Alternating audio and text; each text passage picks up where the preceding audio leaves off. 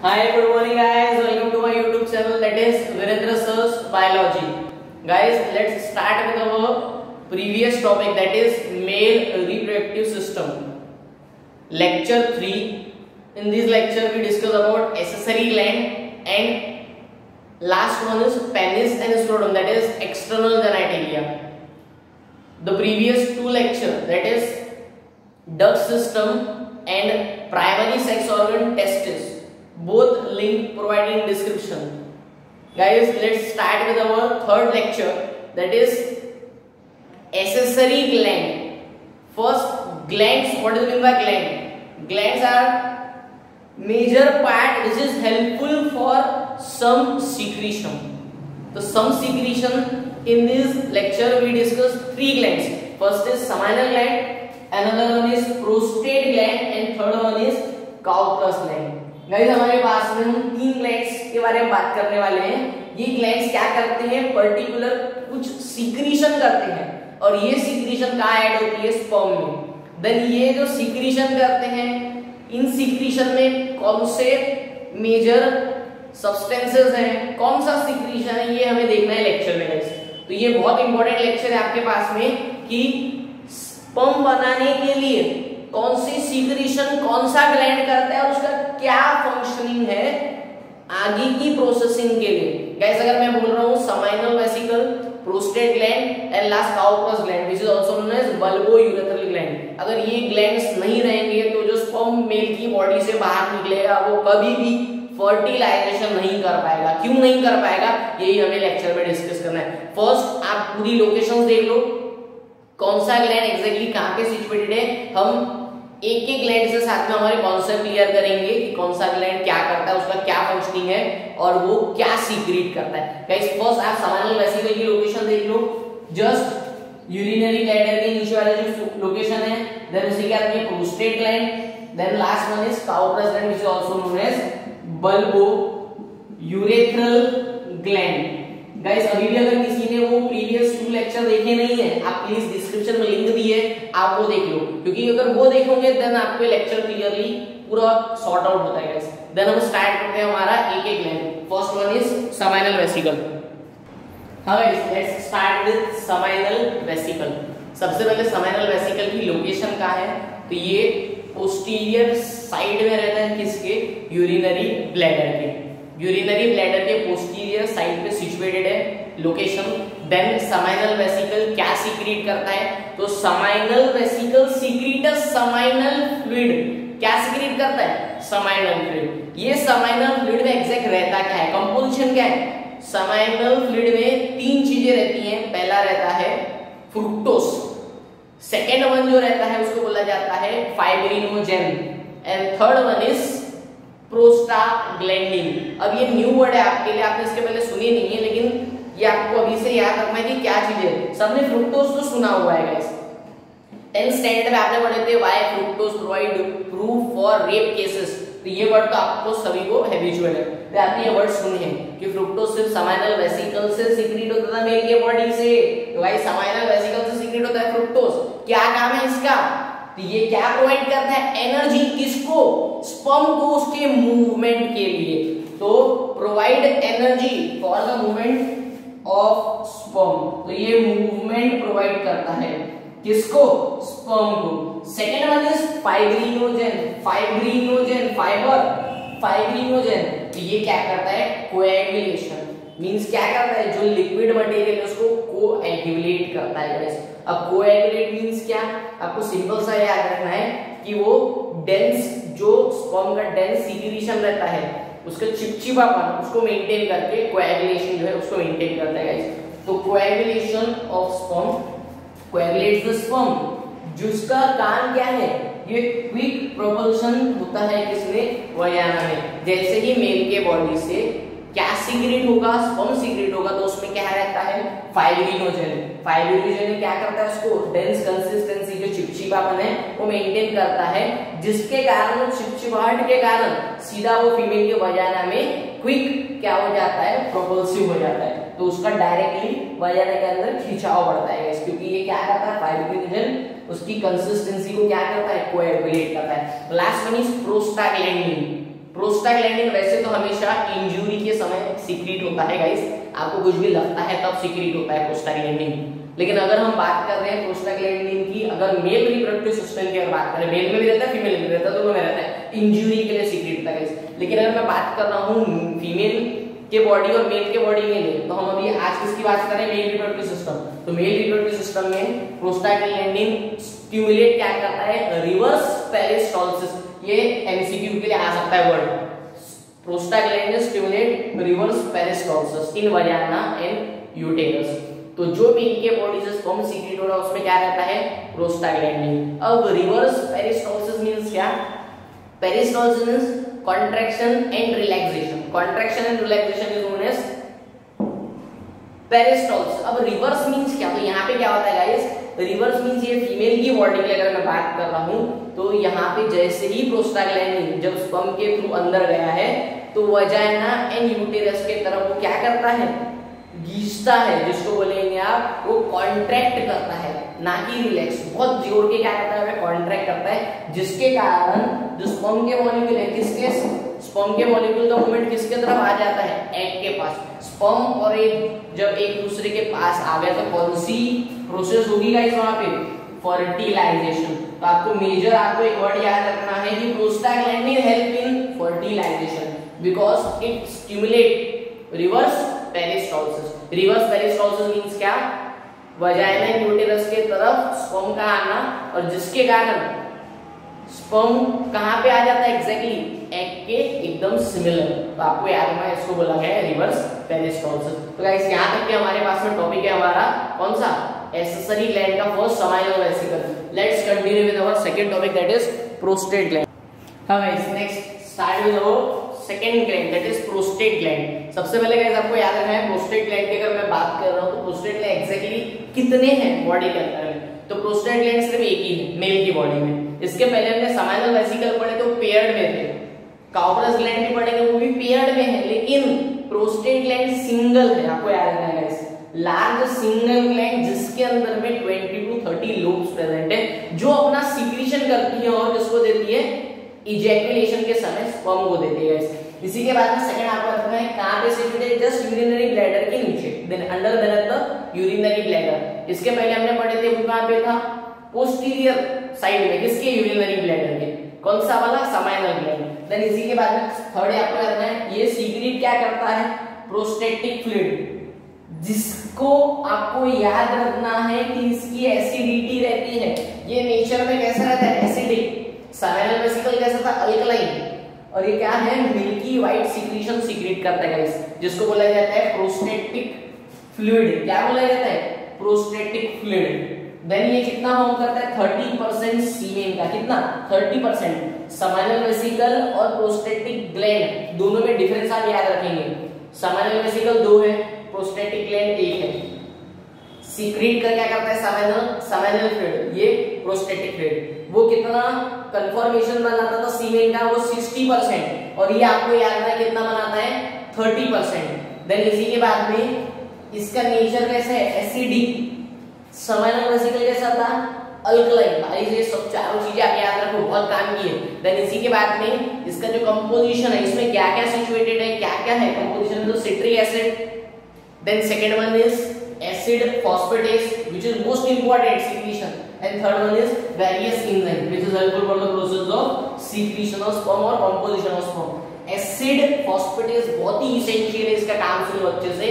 ये क्या करता है गाइस, ये स्पर्म को प्रोटेक्ट करता है। अब कैसे प्रोटेक्ट करता है, किससे प्रोटेक्ट करता है, सबसे पहले तो ये वजाइना में जो एसिडिटी रहती है, अब वजाइना जो ट्रैक है ना वहां बहुत एसिडिटी रहती है फीमेल के, तो जब पेनिस से स्पर्म सीक्रेट होता है तो वहीं पूरा किल ना हो जाए, तो एसिड फॉस्फेटेस वहां पे स्पर्म को क्या करता है, प्रोटेक्शन देता है, किससे, वजाइनल एसिडिटी से। देन थर्ड वन हमारे पास में हमारा टॉपिक है Cowper's gland which is also known as bulbourethral gland. सबसे छोटा है, बहुत काम का है। सबसे पहले तो अब क्या याद रखना है, ये कितने हैं, सिंगल पेयर में, मतलब 2 है हमारे पास में, ये पेयर्ड स्ट्रक्चर, स्मॉल है, पी शेप्ड है, बहुत छोटे छोटे। देन इसी के बाद में आपको एक और चीज याद रखना है, Cowper's gland small pear shape paired gland है, जो कहां पे, आइदर साइड ऑफ यूरेथ्रा में प्रेजेंट है, alkaline, viscous and mucus like structure और फ्लूइड सीक्रेट करता है गाइस, जो क्या करता है, ल्यूब्रिकेशन। जब क्या चालू है, जब कॉपुलेशन की प्रोसेस चालू है, कॉपुलेशन मींस क्या, मेल एंड फीमेल दोनों की जब मैटिंग चालू है, तो ल्यूब्रिकेशन मींस उनके बीच में प्रॉपर वे से अटैचमेंट को प्रोवाइड करने का काम करता है कार्पोरस ग्लैंड से सीक्रेट होने वाला विस्कस और म्यूकस सीक्रेशन। यहां तक गाइस हमारे पास में क्या है, हमारा कार्पोरस ग्लैंड एंड प्रोस्टेट ग्लैंड। आपको दोनों का डिफरेंस याद रखना है, सामान्य vesicle and prostate gland. Next हम पहले डिस्कस कर लेते हैं एग्जैक्टली सीमेन मींस है क्या। तो नेक्स्ट देखते हैं हम सीमेन का मीनिंग क्या है। हाँ ऐसे देखिए हमारे पास में सीमेन मींस क्या। तो सीमेन मींस क्या, आपने सबसे पहले आपको पढ़ना है विस्कस अल्कलाइन मिल्की फ्लूइड, जिसको सीमेन बोला जाता है, जो सिर्फ मेल की बॉडी से सीक्रेट होता है। देन उसका पीएच कितना रहता है, तो पीएच आप याद रखेंगे, उसकी रेंज 7.2 टू 7.7। देन एक इजैकुलेशन में मेल की बॉडी से अगर स्पर्म सीक्रेट हो रहा है, तो इजैकुलेट होते समय 2.5 टू 4 ml स्पर्म क्या होता है, सीक्रेट आउट होता है, जिसमें कम से कम 400 से 500 मिलियन स्पर्म के मॉलिक्यूल रह सकते हैं। 400 टू 500 मिलियंस गाइस, 1 मिलियन मतलब कितना, 10 लाख मींस अकेले मेल के पास में इतनी एबिलिटी है कि वो एक कंट्री डेवलप कर सकता है। मींस मतलब आपको याद रखना है, इतना नहीं करने वाला है, बस इतना याद रखो कि इतना सीक्रेट करता है क्या, मेल स्पर्म के मॉलिक्यूल्स। देन यहां तक के हमारे पर्सन सीमेन के बारे में। देन आपने क्वेश्चन दिया हुआ can you tell what is mean by prostate cancer. तो सबसे इंपॉर्टेंट है आपका कॉन्सेप्ट क्लियर करने के लिए प्रोस्टेट कैंसर मींस क्या और वो मेजर हमारे पास में कैसे होता है, क्या सिम्टम्स है। तो प्रोस्टेट कैंसर सबसे पहले तो किस में होने वाले हैं, मेल में, क्योंकि मेल के पास में क्या सिचुएटेड है, प्रोस्टेट ग्लैंड। तो प्रोस्टेट कैंसर की अगर मैं बात कर रहा हूं तो मेल में ही होती है above 50 years of age. Means 50 years के जब हो जाता है मेल, तो उसमें सीक्रेट हो सकता है प्रोस्टेट कैंसर। अब बोलेंगे सर क्यों होता है, कैसे हो सकता है। अगर हमारी डाइट में हाई प्रोटीन हाई फैट्स बहुत ज्यादा अमाउंट में है, तो जिसके कारण प्रोस्टेट कैंसर हो सकता है। प्रोस्टेटिक कैंसर होने का मेजर रीजन है हाई प्रोटीन कैल्शियम। अगर उसके डाइट में रहा, फैट का ज्यादा कंपोजिशन, कोलेस्ट्रॉल का ज्यादा कंपोजिशन है, तो मैक्सिमम हो सकता है चांसेस कि मेल में क्या हो, प्रोस्टेट कैंसर। देन उसी के बाद में सिम्टम्स क्या देखने को मिल सकते हैं। तो गाइस सबसे पहले तो सिम्टम्स स्टार्टिंग के, जब प्रोस्टेट कैंसर अगर मेल में हो जाए तो स्टार्टिंग एज में नहीं होगा, मतलब जैसे अगर हो रहा है तो स्टार्टिंग पीरियड में सिम्टम नहीं दिखते हैं। किसी किसी में कैंसर रहता है लेकिन फिर भी सिम्टम नहीं दिखते, लेकिन कॉमन सिम्टम ये देखने को मिल सकते हैं, जो यूरिनेशन है उसमें प्रॉब्लम होगा। कैसे, कभी स्लो यूरिन, कभी फास्ट, कभी नाइट के समय बहुत ज्यादा यूरिनेशन, कभी यूरिनेशन करते समय पेन, ये सब सिम्टम है। देन सेकंड अगर मैं बात करूं तो ब्लड इन यूरिन, यूरिन में ब्लड दिखना, यूरिन में सीमेन दिखना, जो कि होना नहीं चाहिए। अगर स्पर्म और यूरिन मिक्स हो रहे, आपको पता है मेल के बॉडी से स्पर्म और यूरिन एक ही पार्ट से रिलीज होता है, लेकिन दोनों एक साथ सीक्रेट नहीं हो सकता। लेकिन अगर प्रोस्टेटिक कैंसर हो गया गाइस, तो यूरिन में क्या अपीयर हो सकता है, सीमेन। देन उसी के बाद में इरेक्टाइल डिसफंक्शन, सबसे बेकार डिसऑर्डर है इरेक्टाइल डिसफंक्शन, ईडी। ये मेल की बॉडी में अगर बहुत ज्यादा स्पर्म अगर बाहर निकलता है गाइस, तो एक सीक्रेशन मेल को जज होती है कि कुछ तो भी रिलीज होने वाला है बॉडी से, एक अलग ही फील आता है। लेकिन इरेक्टाइल डिसफंक्शन मतलब क्या, स्पर्म अगर बाहर निकल भी गया तो भी मेल को क्या नहीं होगा, रिकॉग्नाइज नहीं होगा, तो इसको बोला जाता है इरेक्टाइल डिसफंक्शन। जिसके कारण इरेक्टाइल डिसफंक्शन अगर किसी को भी हो गया, तो उसके बॉडी में जो स्पर्म सीक्रेट हो रहा है उसमें एनर्जी नहीं है, जिसके कारण वो क्या नहीं कर सकता, रिप्रोडक्शन नहीं कर सकता। तो कोई कोई हेल्दी मेल रहते हैं जो क्या करते हैं, रिप्रोडक्शन नहीं कर सकते, वो फर्टाइल हो जाते हैं। तो ये हम पढ़ने वाले स्टराइल हो जाते हैं। तो स्टराइल हो जाता है मतलब इनफर्टिलिटी बोल सकते हैं आप। तो इनफर्टिलिटी क्या है, कैसे हो सकती है, सब हम डिस्कस करने वाले नेक्स्ट लेक्चर्स में। देन हिप्स में पेन होना, स्पाइनल कॉर्ड में पेन होना, चेस्ट में पेन होना, तो ये सब गाइस मेजर आपको सिग्निफिकेंस या तो सिम्टम्स बोल सकते हैं, देखने मिल सकते हैं। हाँ गाइस, तो नेक्स्ट अगर मैं बात कर रहा हूँ, मेल में हमने देखे प्रोस्टेट कैंसर होता है, तो फीमेल में भी होता है क्या कुछ गाइस। फीमेल में भी एक most common type of cancer जिसको बोला जाता है यूटेराइन कैंसर।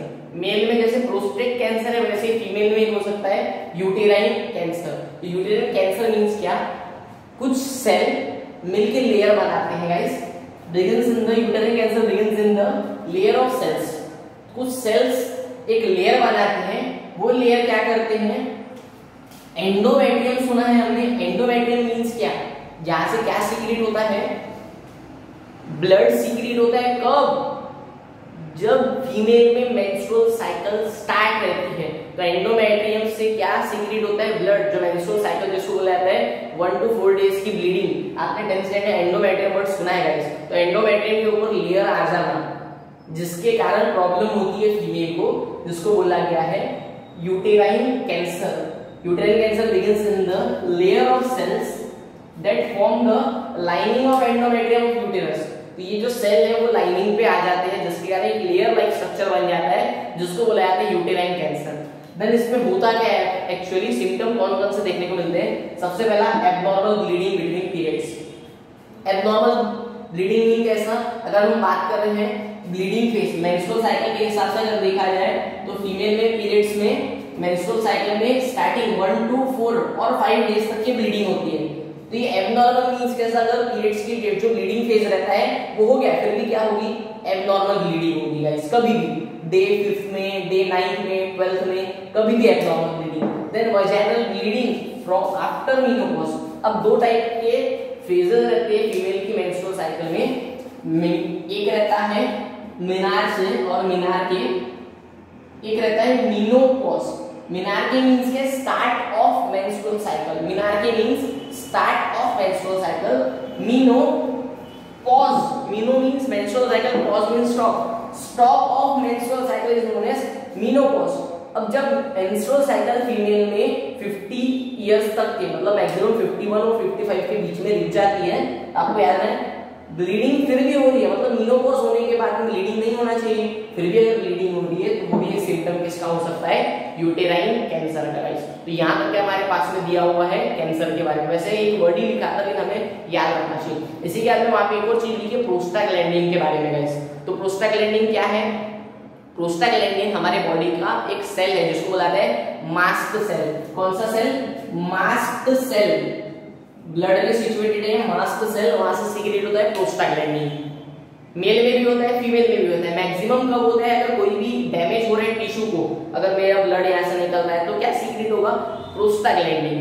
प्रोस्टाग्लैंडिन टिश्यू जब डैमेज होते हैं तो उसकी रिकवरी के लिए बहुत आता है, कॉन्ट्रैक्शन और रिलैक्सेशन करता है। क्योंकि वही अगर मैं मेल की बॉडी बात कर रहा हूँ तो क्या कर रहा था, रिवर्स पेरिस्टोल्सिस। फीमेल की बॉडी में भी पेरिस्टोल्सिस करता है, कॉन्ट्रैक्शन रिलैक्सेशन के काम में आता है। देन अगर बात कर रहा हूँ तो हमारा जो स्टमक है वहां पे स्मूथ मसल है, उनके भी कॉन्ट्रैक्शन रिलैक्सेशन के लिए है।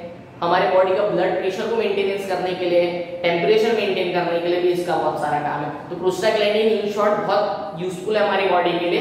एक केमिकल है, आप बोल सकते सीधा एक केमिकल है। किससे बना है, तो एक एसिड से बना है जिसका नाम है एराचिडोनिक एसिड। नाम लिख सकते हैं आप, एराचिडोनिक, ये एंट्रेंस के काम का है, एराचिडोनिक एसिड। इससे ये बनता है, इसके कारण मतलब ये मेजर है कंपाउंड और इसके कारण क्या बनता है, प्रोस्टाग्लैंडिन्स हमारे बॉडी में। आपको ये चीज याद रखना है। और बहुत सारे फंक्शन है तो आप इसकी इंफॉर्मेशन कलेक्ट कीजिए प्रोस्टाग्लैंडिन के और कौन कौन से फंक्शन है।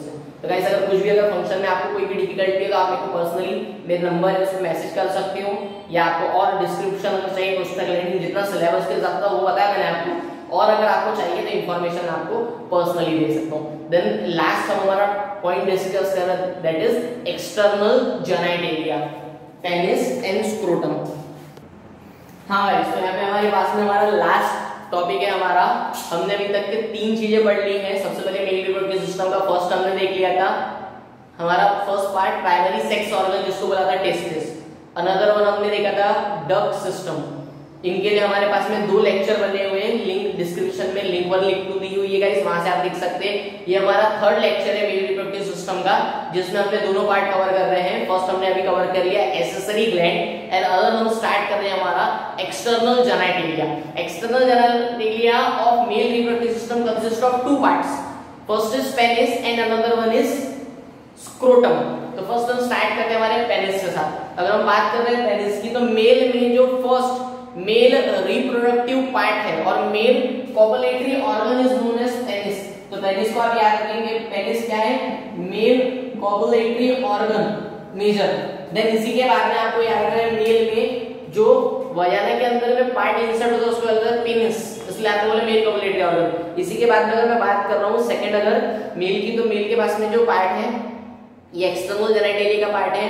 देन ये पेंडिकुलर पार्ट है, सेकंड आप याद रख सकते हैं कि ये पार्ट लॉन्ग रहता है, अबाउट 20 सेंटीमीटर नॉर्मल देखा जाए तो।